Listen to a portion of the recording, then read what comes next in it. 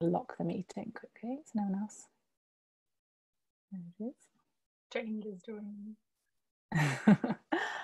Oh, well, welcome, Alice. Thank you so much for joining me today. How are you? Yeah, very good, thank you. Thanks for having me on. It's good to chat to you. I'm really looking forward to this conversation.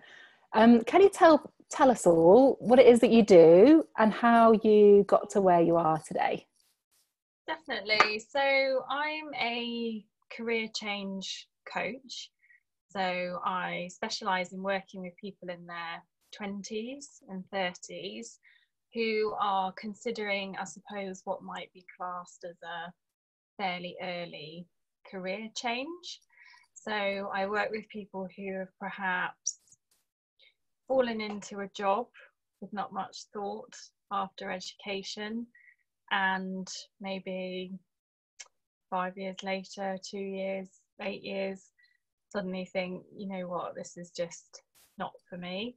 They don't really know how they've ended up there, and they looking above them thinking that's not the path I want to go down. So I help them figure out what it is that they want to do instead, so that they don't feel as trapped and they have a bit more of a direction in their career. And I suppose how I got here was having my own career change. So I remember I went to university, trained to do a particular job, 2 years, and then 6 months in, I was thinking, oh my God, I don't want to do this for the rest of my life. And it was all a bit mortifying. And because it was a psychology background, I remember thinking, well, I've got options. So I actually had some coaching myself to figure out if I wanted to be a coach or maybe a therapist or a counsellor. Yeah, and coaching just seemed to fit really well with my values and focusing on the future and positive change and that sort of thing.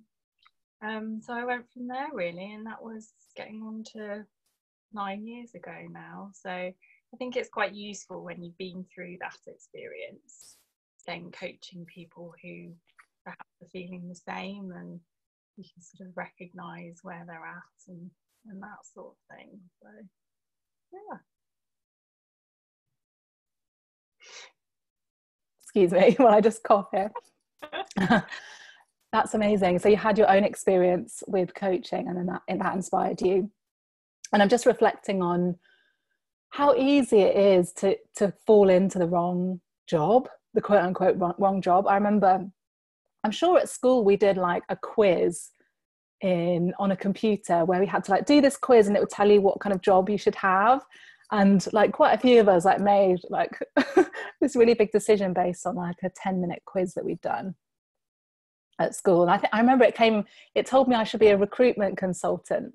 Oh really? Okay. And thinking about that, I just when I researched it, I think I don't know much about recruitment consultants, but I have a sense you get like quite a lot of rejection. You have to like, you know, put yourself forward for things. And at that time it would just have been the worst job for me ever. Yeah. So I'm quite glad I didn't go down that road at the time. Well, it was probably picking up on your strengths of working with people, but maybe not quite in that context. Yeah, because I remember doing those tests as well, and I think I took from it, okay, well, needs to be psychology based and people based, but sometimes, yeah, it's a bit of trial and error. But I think there's just so much pressure to get a job straight away, and you know, desire to pay off your student loan and start being an adult, that we usually just end up taking the first thing that we're offered, and then somehow it becomes a career because we all want to progress and develop, and then it sort of gets crunch time and you're looking at management and senior roles and that sort of thing. So it's time. Yeah, because I had that situation where I studied nutrition at university, and after university moved home back with my mum and dad and was searching for a nutrition job, but none of the jobs seemed accessible because I hadn't had enough experience. And so after a while I just kind of gave up and got a job I think in like advertising or something, which I actually ended up getting basically fired from because I wasn't very good at it. So thankfully that kind of getting fired was a really good thing for me, because it led me to changing career, going traveling, changing career. Hopefully that doesn't have to be the thing that leads people to change career for everyone. But what sort of issues do people come to you with? What are the main kind of, do you get people that are, for example, I don't know, their job's just creating loads of anxiety for them and that's why they want to change their career? Yeah, I think it's important to work out where it's stemming from, because I do get some people who inquire and they are very stressed, very anxious, and lacking in confidence.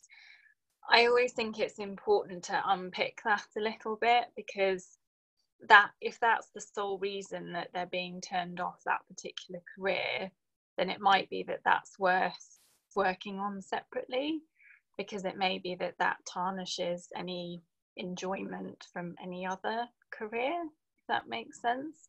Sometimes it's a contributory factor, and underneath there are those niggles about the career path in itself. Maybe it doesn't sit with their values, or they can't see the point or the purpose in it, and it's not meaningful to them. So yeah, I think it's important to sort of decipher whether that's the sole challenge, or whether, as I say, they're kind of not satisfied with the career in itself at the same time. I think mainly the struggle that people have is that they just feel really trapped.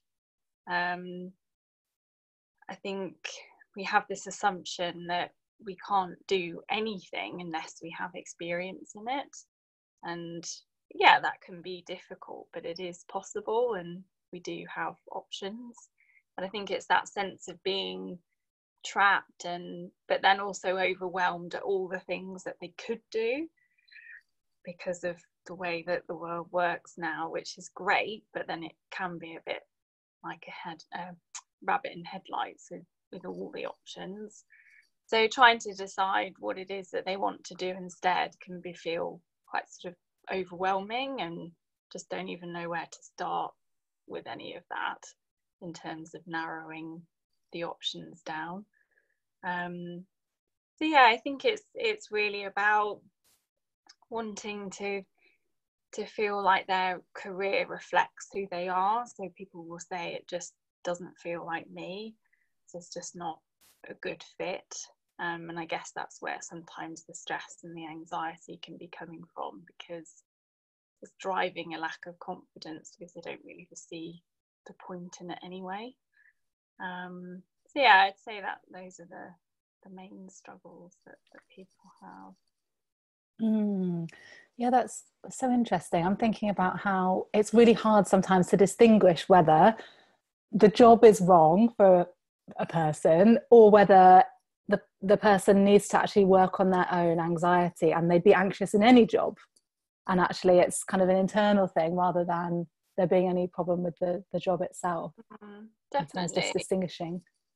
Yeah, because I talk to clients quite a bit about their natural preferences. So somebody who's having to be out of their comfort zone the whole day because of their roles and their responsibilities. So for example, if you're quite introverted, but your role involves a lot of networking or selling or talking to people constantly all day, and it's very high energy, that could perhaps create anxiety and stress and feel very exhausting and tiring. So in that situation, it may be, well, actually, if the setup was better for you, maybe if you had more time to yourself, or your work was more reflective based, then that stress and that anxiety may not be there as much. So yeah, sometimes it's about making sure that the match is right. But yeah, absolutely, I think it's important to recognize that some challenges like anxiety and what's driving your stress could just be translated to another job, and then you feel exactly the same. So Yeah, okay. One thing I'm wondering about is, I say we're considered millennials. If you're born, is it like born between like the 80s and the born in the 80s and the 90s, you're a millennial? Is that right? Yeah, it kind of depends who you're talking to or what article you're reading. But yeah, the way I see it is people born from the 80s through to the year 2000.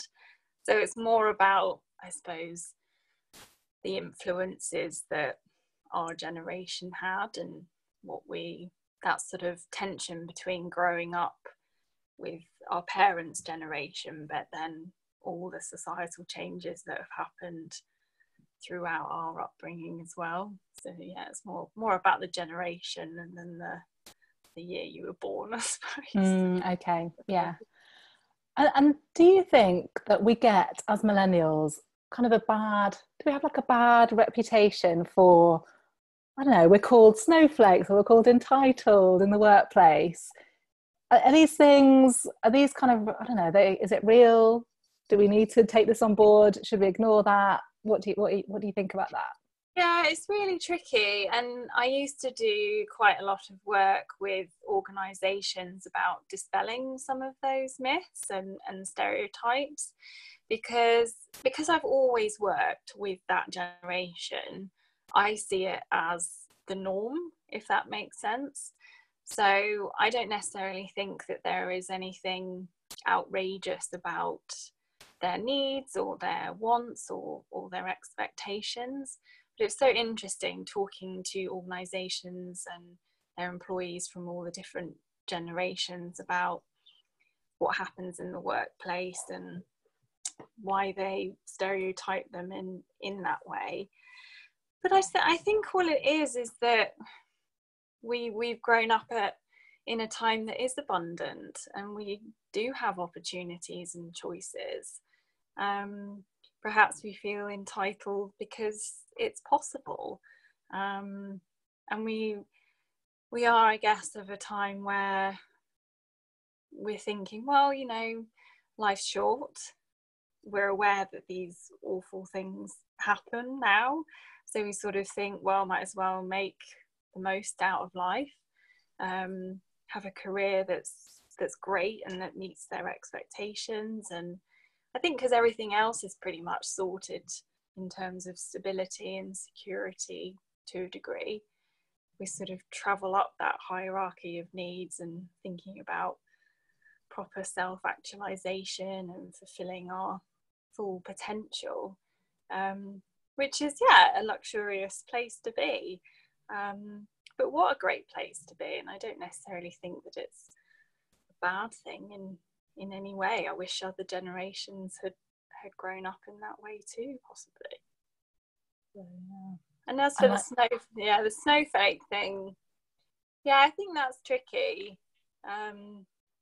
There's a lot of theory about the way that millennials were brought up by their parents and the parenting style and the impact that that's had on our resilience and ability to deal with rejection and knockbacks and that sort of thing. But those things can be worked on and developed, and it's certainly not true of everybody. So, tricky one. Okay, I like that way of looking at it, that we live in a time of more abundance, and so maybe it's a good thing to have those that sense of what's possible for us and what's available to us, rather than thinking that we're entitled. I like that way of looking at it. No, I do. I mean, the people I talk to, it's just an inner desire. They just want they want an enjoyable career, and if they can get one with a bit of effort, then why not? That's my opinion anyway. So. Yeah, absolutely. So is there anything around why people get stuck in jobs, as in stuck in jobs that aren't right for them, or just going down the wrong career path and maybe only realise like years later? How does that happen for people? I suppose there's a couple of things in there. So I think what can happen is that when we start down a particular career, it's all very new and it's challenging and everything's interesting and there's variety because you haven't done it before. You might kind of change organizations a couple of times. And then I think what seems to happen is that you become so knowledgeable and so skilled that it begins to feel like routine and it's mundane and you're not learning and you're not growing. And then at that point you think, okay, well, what would be my next step? And then you look at your manager or the chief executive or whoever, and that's when I think the questions start around, well, I sure as hell don't want their job, so what does that mean for me now? But that can take, 2 to 5 years. The novelty of any particular job usually takes 2 to 3 years to wear off.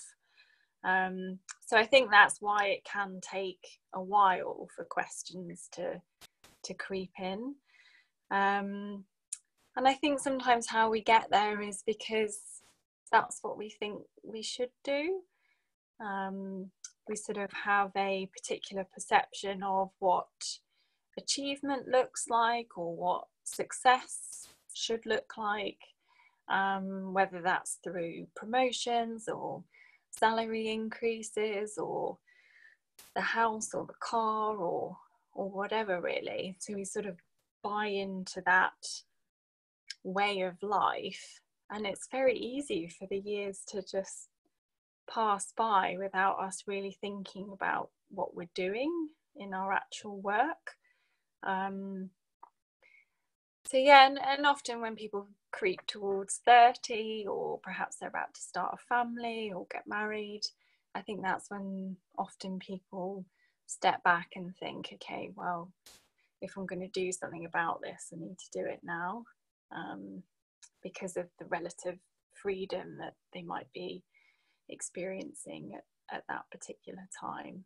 But yeah, and some people just think that that's what work is.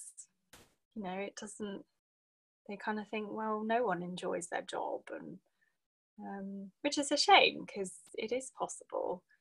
But yeah, often we just don't really think it's an option, and we just carry on because we need to pay the bills and look after people and that sort of thing. So yeah, it's very easy. Yeah, and a few of my friends have done something which I think is quite brave, actually, to walk away from a job where they were starting to get more promotions and more money, and actually, go back and study something, or start a new career at the bottom. And that's quite a hard thing to do, would you say? Or what's your experience of helping people with that? Yeah, I mean, I have to say, I really admire my clients, because usually from the outset they say that they're totally happy to do that if it means that they redirect into something that they really enjoy and that they're actually have a passion for. Obviously for some people that is just not feasible because of their financial situation, but there's always ways to sort of sidestep and transition more incrementally. But yeah, I think it's amazing if you're up for that. And actually some people will say, oh, well, that means it's going to take me 2 years before I can get there. And I often think, yeah, but the training is part of that, the course is part of that, that is the start of your journey, and actually being able to study what you're interested in. And yes, you might be starting from the beginning, but it will be in a world that you're fascinated by and that you enjoy, and that you're surrounded by people of being like-minded and interested in the same thing. So it ends up being a bit of a win-win, really. And then I know it's really morbid sometimes, but then you think, well, if we're going to be working till we're, God, I don't know, 75 potentially, that's a long period of time to get into something. So, you know, some people say, oh, I don't have time to do that, or but you could do that 2 or 3 times in your career and still have a good majority of that time in any one of those careers. So I like I don't know who said this quote, but it's the time's going to pass anyway, so you may as well get started now. And you're thinking, right, oh, it's going to take me 2 years to retrain. Those 2 years are going to pass, so you know, you might as well do it. Doing something that you enjoy. Well, that's such a good point. Yeah, 2 years studying or training or whatever, or 2 years doing what you're currently doing, and then it becomes a bit of a no-brainer. So yeah, as you say, time's going to go past anyway. You might as well do it in a way that you want to spend it. How do people go about figuring out what they want to do? Because I'm sure you can Google, like, what job should I get? Or obviously you can see a coach like yourself or take a quiz or something. But as you said before, it could be so overwhelming. There's so many jobs. You could be self-employed, you could start a business, you could do this and that. How do you even begin with that? No, it is difficult, and it is hard to do on your own because there's so much information that can come out. I mean, what I offer is a sort of 3-stage process, and the beginning of that is very much about exploring who you are and what's most important to you. So a lot of it is about raising your awareness and reflecting on when you're at your best and when you feel you're most alive and motivated, and starting to piece together what the themes seem to be when those moments occur. Is it because you're collaborating with somebody? Is it because you're discussing a social issue or a political concern, or you can't get enough of a particular, I don't know, person on Instagram? You know, why are you so interested in what they do? What does that say about your own interests, your own passions, that sort of thing? And actually just trying to collate all of that information and try to make some sense of it and see what themes are in there. And then the second stage is about collating your tangible ideas as well. So often we have these fleeting moments where we think, oh, I'd love to go and do that, or you speak to a friend and their job sounds amazing, but then it all gets a bit lost. So if you have an ideas bank where you keep putting all of those ideas in, you'll eventually see some patterns emerging. Maybe that's a particular group of ideas or a particular topic or issue or something like that. So at least then you've got somewhere to start narrowing down your ideas from. And then I think the other bit is actually just to get out there and experiment. You know, shadow people, do 1 day of work experience if you can take some annual leave. Speak to people who do jobs that you think sound really interesting. Have a look on the internet of some job profiles, get a sense of what's involved, what their days look like, that kind of thing. You don't need to apply for them. It's just about exploring what you seem attracted to and then starting to piece together that puzzle, I guess. But yeah, it's difficult and it can be overwhelming, but I think it can be helpful to realise that no job is perfect. And yes, there might be jobs that you've never heard of, but it doesn't mean that the ones you are aware of won't suit you just as well. So I think we have a real fear of missing out, and if we've just gone that extra mile, we would have found our perfect job. So I think it's just a recognition that, you know, I'm sure some of the ideas that you've got are really quite good too, and you can make the most of those.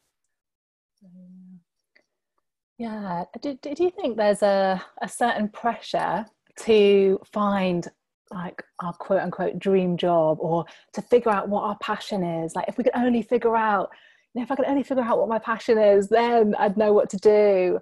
But is that just a way that perfectionism can maybe show up, that actually there isn't this one perfect job out there for us, and actually there's lots of things that we can do, Do you find that people put that pressure on themselves? Absolutely, and if only it was so easy. You know, I think we can put all our eggs in one basket and rely on our work to somehow make us happy, and it's not always about that, I suppose. I think with careers, so much of our identity and our status is tied up with it, that it can really pressurize us into thinking, oh, if I just get that right, then everything will be absolutely fine. Also, I think passion looks like different things to different people. Like, I've always struggled with, you know, find your passion, because I'm just not a jump up and down passionate person. That's not how I express my passion. So sometimes I'll say to clients, you know, it doesn't need to look like that. If it's just an interest that won't go away, you can't stop reading about it, or when you speak to somebody about it, it makes you think deeply, or you just love talking about it, that sort of thing, and that's passion, that's interest. It doesn't need to look like what it might seemingly look like on Instagram or Facebook or whatever. And yeah, some people have so many interests that pinning it down into one job just may not work. You might need to do a couple of things to feel like you're really ticking all of those boxes. So yeah, I think there sometimes can be a bit too much pressure that we put on our work to to really make us happy. And it's, as you well know, a lot of it comes from within, so not Definitely. always the whole answer. So yeah, and I love that idea of knowing that passion can be expressed in different ways. Like, we have this idea of how an extrovert might be when they're really passionate about what they do, and they're like posting about what they do on Instagram, and it all seems like so exciting. But for like a lot of us, and the more introverted types, that might be a quieter sort of interest in something that, you know, we might dismiss if we're thinking it has to be that certain way. But not to dismiss that. Yeah, because some people will say to me, oh, I don't have any passions, I don't have any interests, I don't have any hobbies. But then when you get down to it, they do. It's just that they think it has to look like, as you say, Tom Cruise jumping on the sofa, declaring his love for whoever. But yeah, it looks different to different people. So yeah, definitely. Yeah. And what do you think about multi-hyphenates? Because I realised the other day that I'm probably a multi-hyphenate. I love that because I don't just have one job. Yeah. So I'm a sorry. So I'm a podcaster, writer, therapist. I don't know, Instagrammer. I feel like I'm like a technical IT engineer at times, trying to sort out some of my website and stuff. But is that something you see?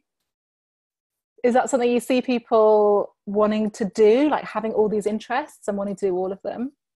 Absolutely. I mean, I've definitely seen more and more people interested in the idea of a portfolio career. I guess it draws on what I was saying, that they do have a lot of interests, they like variety, and they really like the idea of doing different things that bring out different sides of them. Because if you find that a lot of what you're looking for conflicts in some way, it's a perfect way to have a balance of all of it. And I guess, you know, self-employment and flexible working and the popularity of it has meant that it's accepted, it's fairly easy to get going and that sort of thing. So yeah, I do think it's of interest to people, and they really like the idea of it, and it can work really well. And I guess for you, everything that you do does tie together in some way. It comes back to anxiety and helping people work through that. For some people, it's completely different things. They might do 3 days a week for, I don't know, an advertising agency, and then they might have a baking business, and then they may, I don't know, submit long form journalism about social issues. So yeah, it can be completely different, or it can be really collaborative, which is what is great about it, I guess. I like that idea. I like the idea that, yeah, people could have different jobs that are completely unrelated, and it doesn't have to be even in the same kind of vein. Quite like that idea. What about self-employment versus working for someone else? Do people grapple with this decision, like whether, because I think in terms of anxiety, so for some people working for yourself would be a really good thing if you have anxiety, because you have more control, more flexibility, but on the other hand there's this kind of maybe more uncertainty. What do you see with that sort of thing? Yeah, I do see a lot of clients who, are really interested in being self-employed, because as you say, it would allow them to be a lot freer and more flexible and that sort of thing. I think usually what clouds the judgment is around the uncertainty, because we fall into this trap of thinking, right, well, I'm going to finish my job on Friday, and then I'm going to start my business on Monday. And of course, that's going to create a huge amount of panic around, oh my God, what's going to happen? It's really uncertain. And what if I, default on my rent or can't pay my mortgage and that sort of thing. But I think if it can be helpful to recognize that the transition can be whatever works for you and at a pace that works for you. So it took me years before I went full-time as a coach, because yes, I was really concerned about the uncertainty and the stability of my income. But I think if you can manage that, and as I say, do it in a way that you're comfortable with, then it alleviates that concern, and then all you're left with is the benefits. And there's recognition that things go up and things go down, and that is the nature of it. But once you learn how to deal with that and you have strategies to cope with that, then that's a good thing. I do see a real trend towards people wanting to go down that route. Maybe we just don't like being told what to do anymore. I don't know what it is. People are just so sick of, especially if you're doing a job you don't enjoy, you've got somebody you don't respect telling you what to do, the bit of work they're telling you to do seems completely pointless with no impact or tangible result. So obviously you're going to think, well, if I'm going to have to do this, I'd rather do it for myself. That's always an option. But then I just think the way of life is quite appealing to our generation. It just allows you to travel and be flexible and work wherever, and be your own boss, I suppose, in all manners.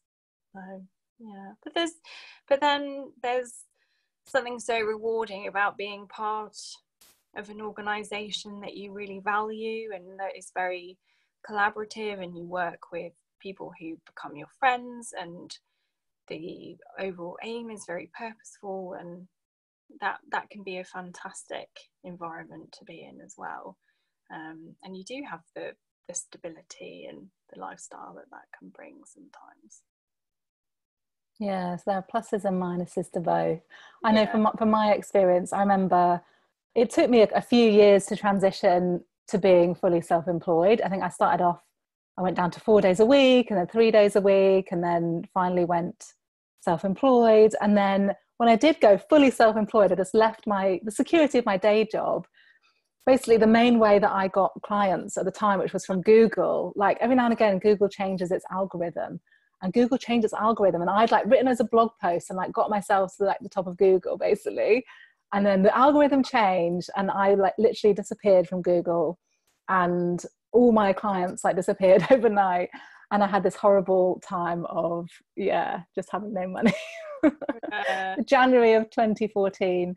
But oh gosh, you know the month of the year. I remember it well. In your memory, yeah. And and obviously in those situations, that's one of the downsides of working for yourself, along with probably not having colleagues. I quite miss not sitting in the office, having colleagues to chat to, but then there are amazing benefits as well. So I think, it's about weighing it up.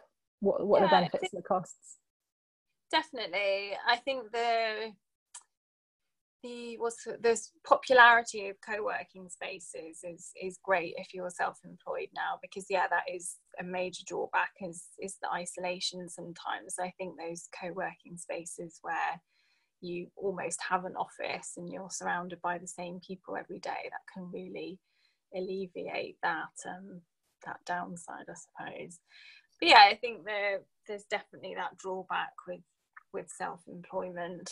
But I imagine that you learn from that, and even when you do have slow periods now, you're able to talk your head out of it and carry on regardless. So, and you're still here today. Still here, still going. Definitely. It's something that the first few times it happens, when you have those natural ups and downs in work, when you're self-employed, it can feel unnerving, but then you do it for long enough. I've been doing this for 8 years now, and so I just have learned that it's normal to have those ups and downs, busy times, less busy times, and you just accept it and know that it's not the end of the world. And that's the thing, you don't see that externally, and I think that's what can be difficult when you are self-employed, because you think everyone else is just going up and up and up, because you might get people saying, I've had a great month, but they certainly don't then say, I've had a really bad month. So there's that pressure with self-employment. It'd be great if people talked about those ups and downs more, so that there wasn't that pressure to, when things aren't great, that you think, oh God, I'm the only one, and it's because I'm a failure and all that sort of stuff. So that's such an interesting point. And I think especially for people who, well, particularly in the coaching world, this is like a big phenomena where people talk about, like, I made this much money this month in coaching, and sometimes you're like, no you didn't, you're just saying that to try and attract more people. But I suppose with people with their own businesses, it makes sense for them to only talk about the good stuff, because if it might damage their business if they don't talk about the good, if they talk about the bad stuff, sorry. So we need to remember that behind the scenes there's always those ups and downs. Yeah, definitely. And I think that's the problem with the internet in general. It's all just highlights, and that's just not how life is in reality. So I think the more you can recognize that, the better. Yes, definitely. So just final question, I mean, is there anything else that you think is important for people to know about changing careers, or any final bit of advice that you would want to share? I think I would always just say that you're not stuck, you're not trapped. People who are unhappy in their careers do have options,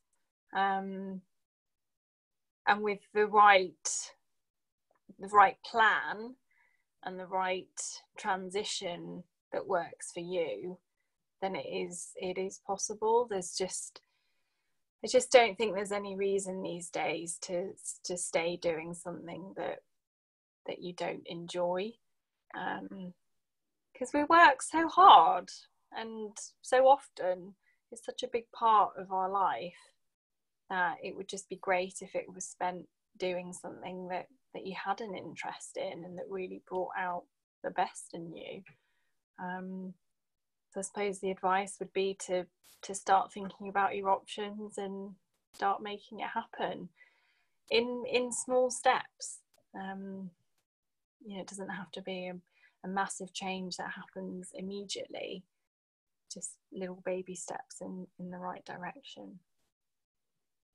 Amazing. Such good advice. Thank you so much for Oh, talking you're to me. very welcome. Yeah, lovely to talk to you. Thank you. Where can people find out more about you and what you do? So my website is alicestapleton.com, so you can find out everything about me on there. And are you on any social media? Yes, I knew you were going to ask me that, and I was suddenly having a brain fade about what my Instagram is. I think it's Alice_career coach. But I'm on Twitter as well and Facebook. Should I just find you on Instagram quickly? Yeah. Isn't that terrible? I can't remember what it is. Yeah, Alice_career coach. Yeah. Amazing. At least someone knew what it was. Thanks so much for talking. Oh, you're very welcome. Thank you, Chloe. Thank you.